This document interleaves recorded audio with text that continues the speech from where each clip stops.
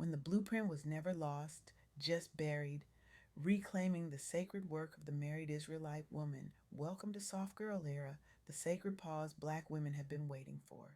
I'm your host, LeAnne Dolce, pronounced Dolce, like sweet softness whispered in French. I'm your guide from burnout to boundaries, from doing to being, from strong to soft and loving every second of it. Today, I had the privilege of sitting down with Thudie Prather, a woman whose work is quietly reshaping how women of color in the Israelite movement understand their spiritual roles, their homes, and their marriages.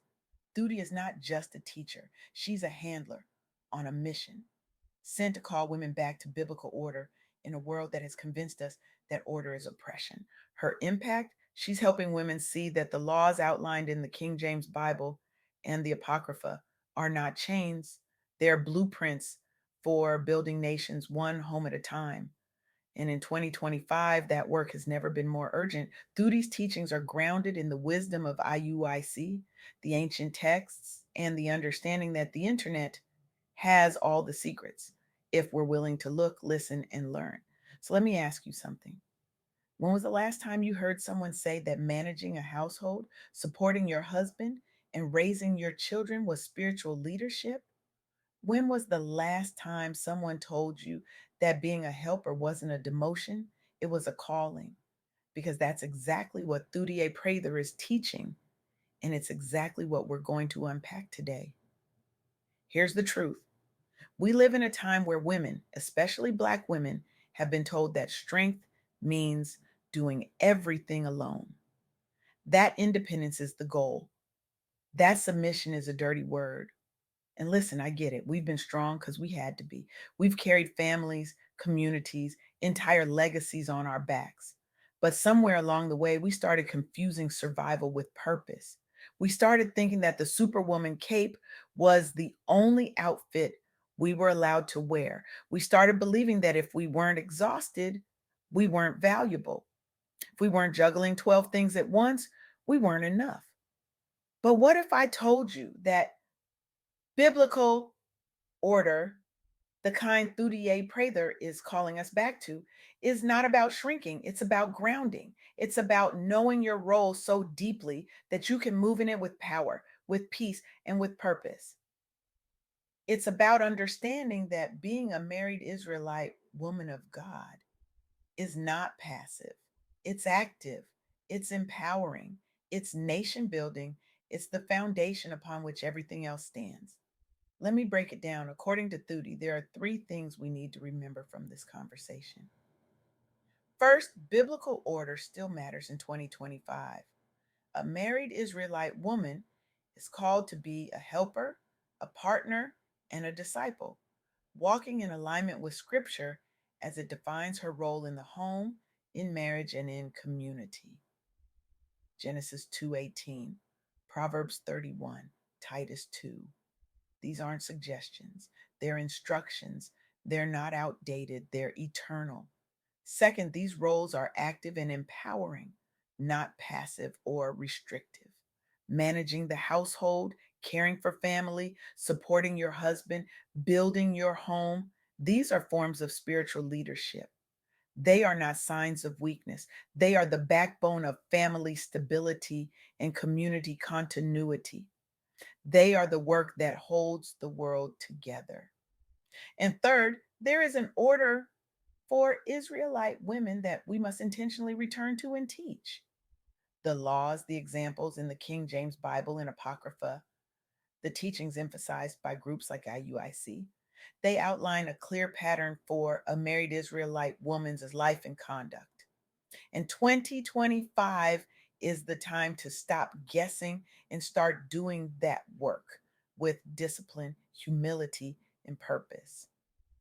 Now, I know some of you are sitting there thinking, okay, but what does that actually look like? Because we've been told for so long that traditional roles are oppressive. We've been told that if you're cooking, cleaning, and caring for your husband, you're somehow less than. But let me tell you about a woman who flipped that script centuries ago. Her name, the Proverbs 31 woman. For generations, Black Christian and Israelite adjacent women have been taught Proverbs 31 as an ideal. but often only as be a good wife. What they didn't teach us was that this woman was an entrepreneur. She was a community builder. She provided food for her household. She considered a field and bought it. She opened her mouth with wisdom. She was strong, industrious, and purposeful. Her work was both spiritual and practical. She wasn't just managing a home, she was building an economy. She wasn't just supporting her husband, she was partnering with him to create legacy. She wasn't small, she was vast. And here's the kicker, she did all of this under God's order and her husband's leadership. She didn't need to be the head to be powerful. She understood that being a helper, a partner, a builder of the home was the most powerful position she could occupy. Because without her, there was no home. Without her, there was no stability. Without her, there was no nation. Without her, there was no future. Today, Black women's Bible studies, conferences, and online communities are centering Proverbs 31 again, but this time they're teaching the full picture. They're teaching that managing the household and supporting your husband are not small tasks, they're the backbone of everything. They're teaching that you can build a business, you can engage in commerce, you can teach wisdom and still prioritize your role as a wife, a mother, a teacher in the home. This is what Thudie Prather is calling us back to. This is the order. This is the blueprint. This is the work that was never meant to be abandoned. Women are using this ancient framework to build home based businesses, family centered enterprises, and community initiatives rooted in textiles, food, education, and healing. They're not choosing between career and home. They're integrating both under the umbrella of biblical order. They're increasing their literacy in scripture. They're aligning their business choices with family priorities. They're intentionally training their daughters in domestic skills, modesty, and wisdom as a form of nation building. And they're doing it all without apology. But let's go deeper. Let's talk about the Mishnah, specifically Ketubit 5:5. Now, I know some of you just glazed over, but stay with me. This ancient Jewish text outlines the traditional duties of a married woman: grinding grain, baking, laundering, cooking, nursing her child, preparing her husband's bed, working in wool. And before you roll your eyes and think that sounds like a to do list from hell, let me reframe it for you. These weren't menial tasks, they were covenant responsibilities. They were holy service within the marriage covenant and the broader nation of Israel. Modern women hear traditional roles and immediately think oppression, but that's because we've lost the spiritual context. We've lost the understanding that these duties were framed as essential, honored work. They were the glue that held families together. They were the foundation upon which communities were built. They were the work that made survival possible and thriving inevitable. The Mishnah was compiled around the 3rd century, codifying earlier oral traditions of Jewish law. Ketubot deals with marriage contracts and obligations, giving legal weight to what a husband owes a wife and what a wife owes a husband. Ketubot 5. 5 specifically lists the work expected of a married woman in a traditional Jewish home. And here's what Thudie wants us to understand. The same core duties outlined in Ketubot 5, managing the household, feeding and clothing the family, nurturing children, supporting the husband. They're rooted in a long standing scriptural and legal tradition. This isn't arbitrary, this isn't made up. This is God ordained order. And when we step into that order, we step into power, we step into purpose, we step into peace. By teaching this passage today, leaders can demonstrate that the order Thudie is calling women back to is not arbitrary. It has deep historical roots. It validates women who choose to center home and children, showing that this focus is fully aligned with covenant law and spiritual duty. It provides a concrete legal and historical anchor for the message that a married Israelite woman in 2025 should be managing the household, caring for family, and supporting her husband as part of God ordained order. This isn't new. This is ancient. This is tested. This is true. Now let's talk about 2025 because something significant happened this year.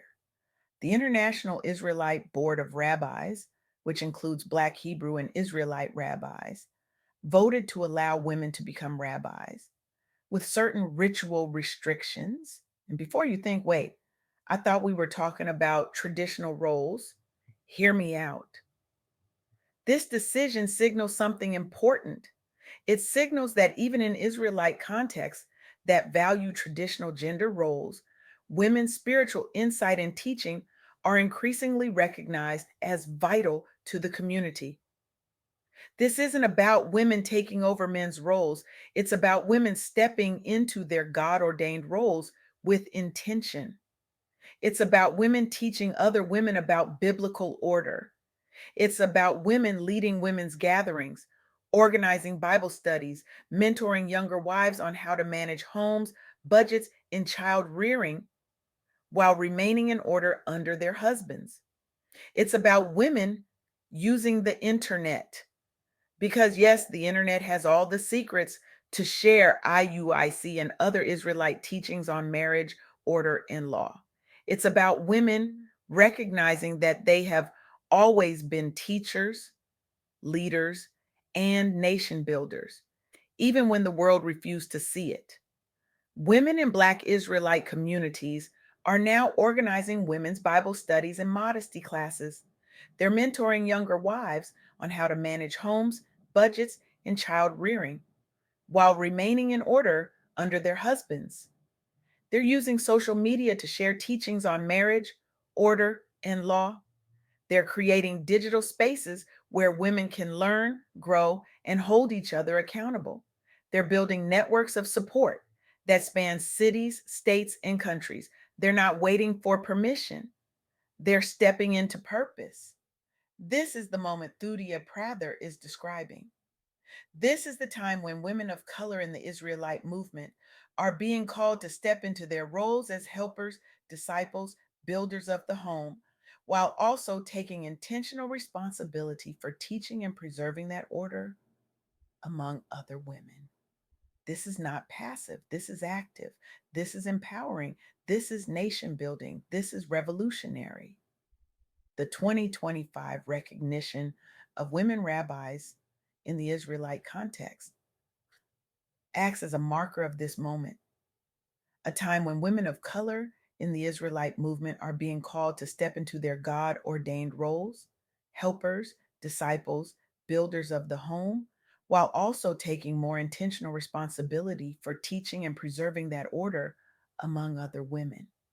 This is not about abandoning tradition. This is about honoring it so deeply that we become its protectors, its teachers, its living embodiment. Because here's the thing, softness is not weakness, rest is not laziness, and order is not oppression.